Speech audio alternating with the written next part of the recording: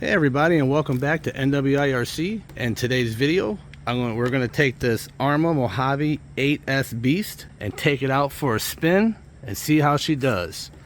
I'll go ahead and get the body off and get you a closer look at what's going on under the hood. Alright, first I'd like to mention this dust cover from Cameron Craft and Whitney Craft. I'll link the information on how to get your dust cover.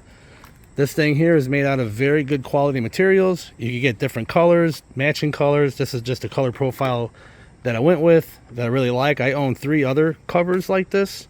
He also makes them for the Sentence, the S3 Sentence. It's got the nice zipper here. Very good quality material. Keeps all the dust out. Keep in mind, if you're running high-speed fans like I'm running, you will need to, every once in a while, just pick up your lid a little bit and just brush off the debris, because it will suck onto your fans. Even if you didn't have this on, debris will still suck into the fans. I don't really worry too much about the ESC. It doesn't stick there too much. So okay, moving on. I will put the links in the description where you can order your Cameron and Whitney Craft cover. Dude's got super fast shipping and you're gonna love it. So moving on, gonna go ahead and take this cover off and show you the insides. Okay, well here's a quick look at underneath the body. I did take the inner cage out with the people in there because maybe I could get a little more airflow without it. Could probably make it more aerodynamic with it, but hey, you know what? I can always pop it back in. But as you can see, I did shoe glue everything under the hood. Okay, now back at the truck. Here we'll start with the batteries. We have 2. These are the 7,000 mAh 4S Z packs. You guys heard of the ZEEE? You get them on Amazon, eBay, anywhere. For those that watch this channel, knows that I own a lot of Z packs and don't really have any issues with them. So anyway, these are 2 4S packs equaling 8S, and powering that is the motor. Here is the same motor and same ESC off the Creighton 8S. So it's basically, that's the same. You could buy this on Amazon. I'll link everything again below. If the links don't work, just go ahead and copy and paste it to your browser, because some of the links don't work. I don't know why Amazon does that, but the eBay links will work.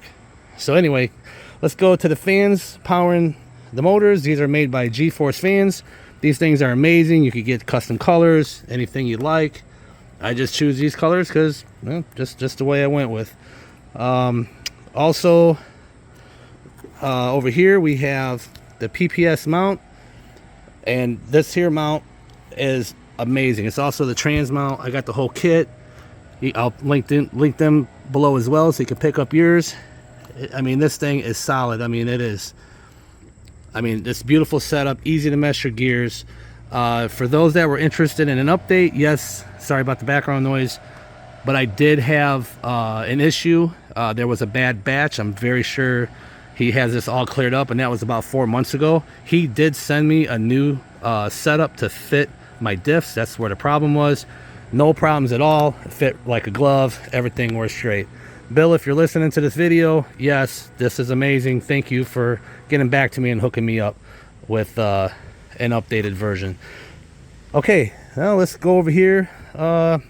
Here we got the Reefs Raw 500. As you guys seen, I did put it together with that high-tech Mega Torque, and and I had the plastic like a turnbuckle style steering link here for the servo horn and the bell crank.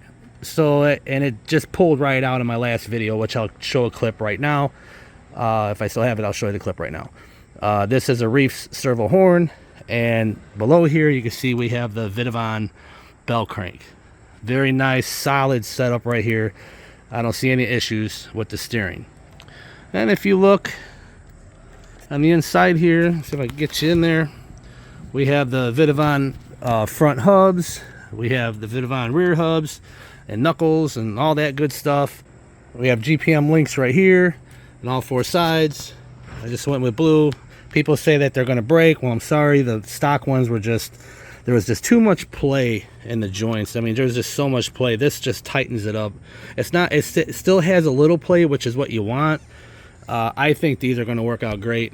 Again, this is going to be the second run. The first run didn't last long because I ripped the steering linkage here out. rod end out. So I went with a solid one, and I'll link that below if you want to get just this. Or I had a problem, they didn't the shipping was delayed, so I ended up getting the hot racing version that comes with the horn and the link. I did not use that. Fortunately, this did finally come in, so yes, so this here is what I got going on for that. And we also have here the T-Bone Racing. This is the front and rear bumper. These here are the factory rear shocks, and these are the factory front shocks. The front shocks are turned down due to the added weight of the ADAS system in these batteries. I'm also running these springs here are from my 5th scale Baja, because the stock rear springs were just, it wasn't enough. So I put these on to try out. We'll see how it handles. I mean, like I said, the first run I did, I wasn't able to get a good run on it. Nothing special inside there other than I believe it's the SR5 receiver from Spektrum. It's the 5-channel instead of the 3-channel, because I might want to add lights on here and use my auxiliary on my my Spektrum DX Rugged 5.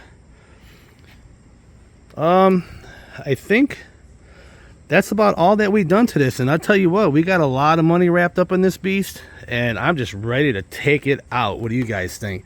Oh, these tires here, I will link these down below too. These are not belted tires at all. I'm gonna guess 2 things. Okay, they say these are 8-scale tires, but man, they're as big as 5th scale tires. These things are monsters. I'm gonna say that the tires might blow. I don't know. I guess we're gonna find out. Also, I like to mention that the center diff, it's the factory center diff, and all I did to it was packed it with the silicone. I packed it with the silicone earbuds. I used one of those circle buds and broke it up and smashed it in there. One thing that I didn't do, and what I should have done, is took those LSD plates out. I mean, what's the point of having them limited diff, plates in there when, you got it locked up. They're going to be useless. So I should have pulled them out, and I didn't. So maybe this diff might grenade. Who knows? I don't know. So the diff we might have a problem with the diff, and we might have a problem with tire explosion. But hey, we're going to find out. That's what I love doing. I love building RC cars, boats, and you name it. So let's go ahead and wrap this up, and let's get it out there in the test field and just see what happens. All right, everybody, I forgot to mention that I do have the Z1500 mAh pack. It's a 4S pack that is running those fans. As you can hear, that good quality cooling right there. And we'll check this out. We're not doing any speed runs. All we're doing today is testing how well it is. And if you want to see, you guys know how big these tires are, this servo, watch this. I mean, that's insane. I never had a servo be able to do that before. I might have to adjust the trim settings on it, because I got the travel set, not the trim. It looks like it's going to veer. But let's get all this set up and let's get this thing going. I also have the punch level set to I have the punch levels, I believe they're set at 3. The brakes are at like 70 something percent, 70, it's like number 4. I can't remember exactly, guys. Gonna give it a little test run.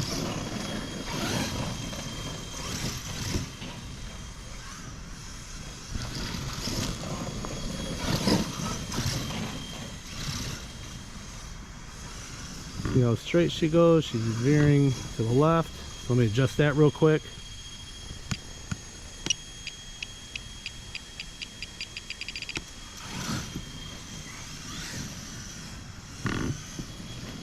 One second.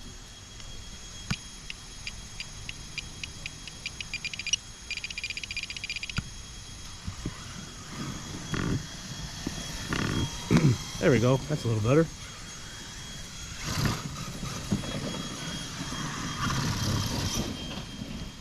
And this is a 30-tooth pinion.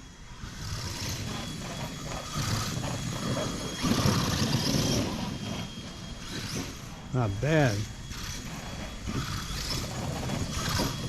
Now, I'm not gunning it by no means. I just want to give it a quick run because I know this thing could do a whole lot better than that.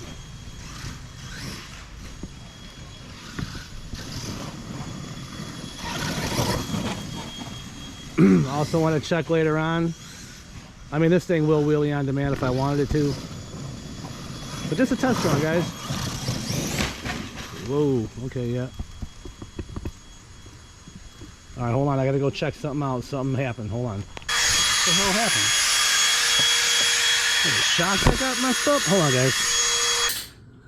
Alright, so we brought it inside on the bench, and what we discovered is that the dog bone popped out of the front end. That's what's making this here bind up like it is. And that's what's putting all that preload on the shock here. So we're going to go ahead and remove this and pop that thing back in. I don't know if it has to do with the weight of these larger tires, but as you see, I just popped a few wheelies, and the next thing you know, it started drooping and it didn't want to roll very good, so I stopped it so I didn't burn nothing up. And also right off the bat, we're going to go ahead and change this 30 gear out, and we're going to drop her down a few teeth. I'm not sure what we're going to use just right now, but we're going to go ahead and get that done, and we shall return. All right, everybody, we are back, and I'll give you a little update. What happened was, why this side here was so scrunched down is because the dog bone had come out of the drive cup for some reason, and we believe we figured it out. So what we did, we had to take the shock apart, and we put fuel tubing. I don't know if you can see it down there. It's like a pinkish. It's right down in there.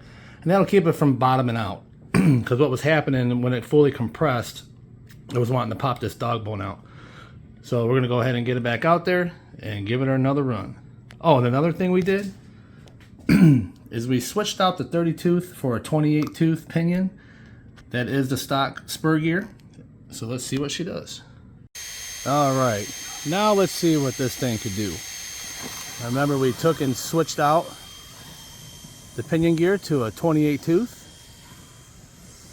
We put the bump stops practically using fuel lines for the front shocks to keep it from bottoming out.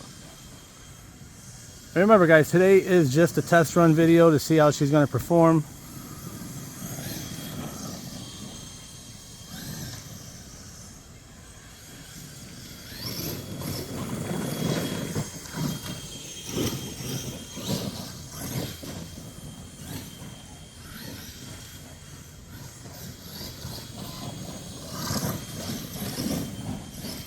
You can tell it's a little less, had a little bit of cogging with that 30 tooth, but not that bad. But this seems to be performing a whole lot better. I might be running about half throttle. That was a little blip.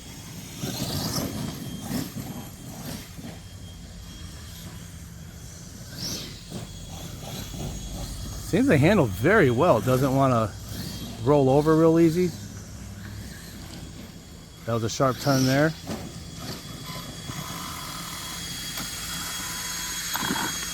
Things looking good. So what I'll do in the next video is we'll get it out in a much larger field. This is just in my backyard where I like to practice, make sure everything is going well.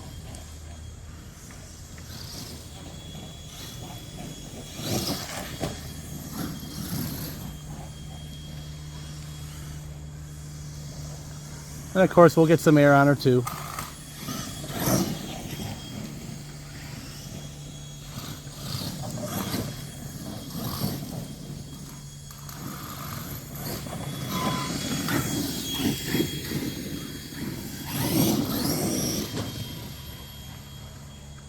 So what I'll do is uh-oh, hold on, I'll be right back. Okay, so what happened there was, I just brought the truck back. I turned off the ESA, I checked the motor, and she did feel a little warm. Could have shut down, you know, due to thermal shutdown from getting too hot. I'm not sure, I don't have my temp gun out here, but let's just go ahead and see what we could get done today.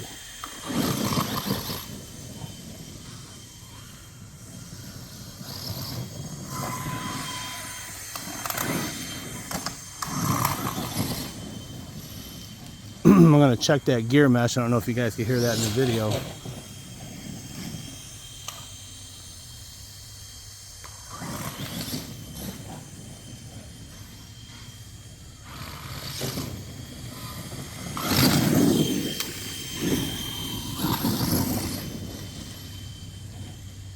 Yeah, I think she's pretty well ready to go. Just got to work out some bugs. I mean, she's a beast.